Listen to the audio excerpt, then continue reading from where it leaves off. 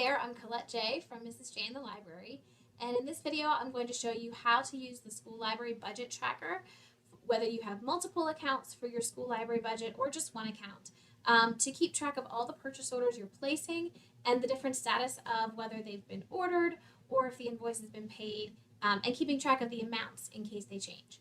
So, first thing I want you to notice is that at the bottom there are these different tabs. So these are duplicated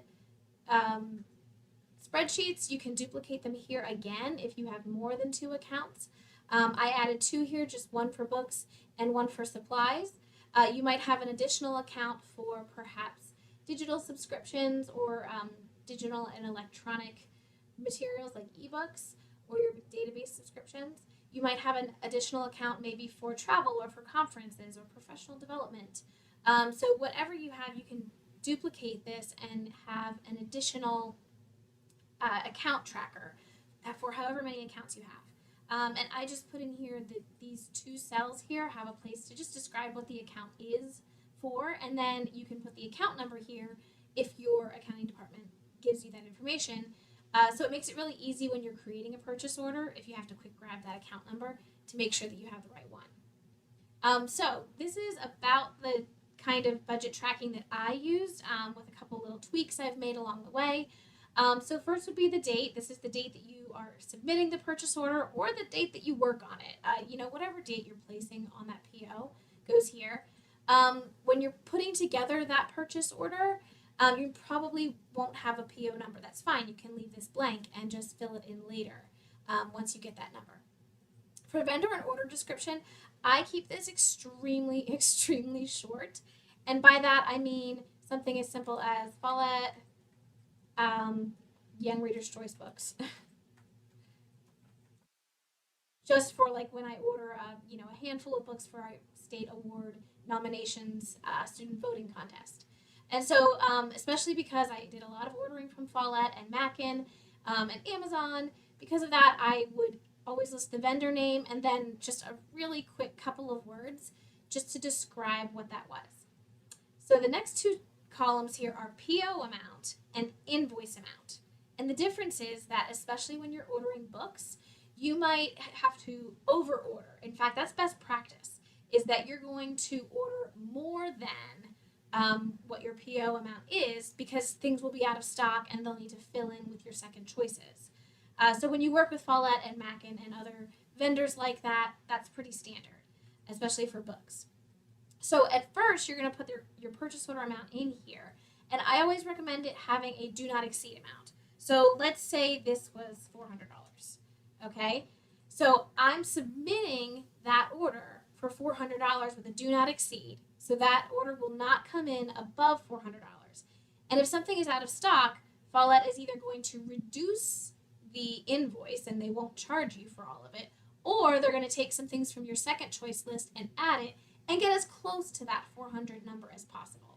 And again, all of the book vendors do it the same way. So they're going to get as close to that DNE or do not exceed number as possible without going over. And you can order things without a do not exceed number, and that's fine if your district, especially at the beginning of the year, if your district allows that, go for it. But then the invoice amount is that final total. So this is where, to start out, I'm going to put the same number in both of these, but I'm going to know in my brain that that invoice number is going to change. When I get that order in from my vendor, whoever it is, then the invoice number, I'm going to enter that final number here. So it will probably end up being like $396.44, for example. All right. So that's important here because that's going to tell us how much money we have left in this account and help us keep track of that. The final thing here, I just added this section in here for PO status. So I would first mark it drafted if I'm working on the purchase order and maybe I'm playing around with the PO numbers depending on my budget to see, can I fit this in here? Whatever you have to do, especially near the end of the year, you might have to play around with the numbers a bit. So drafted would be for I'm working on the purchase order, but I haven't done it yet or I haven't submitted it. This is also nice when I'm doing July 1 purchase orders here and I'm working on them in May to submit them. So they'll be ready for the beginning of the school year.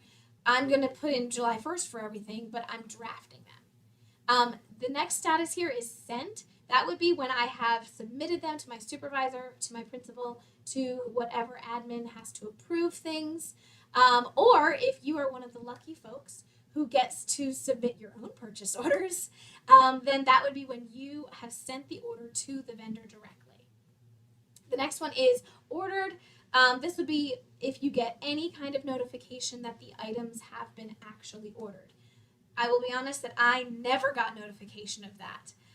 Unless I got an email from Follett or Mackin sometimes saying, hey, we received this order, but really that was very rare. Mostly my district purchasing office and business office did that all on their own, and I didn't find out about it. So I did find out about it when I received items.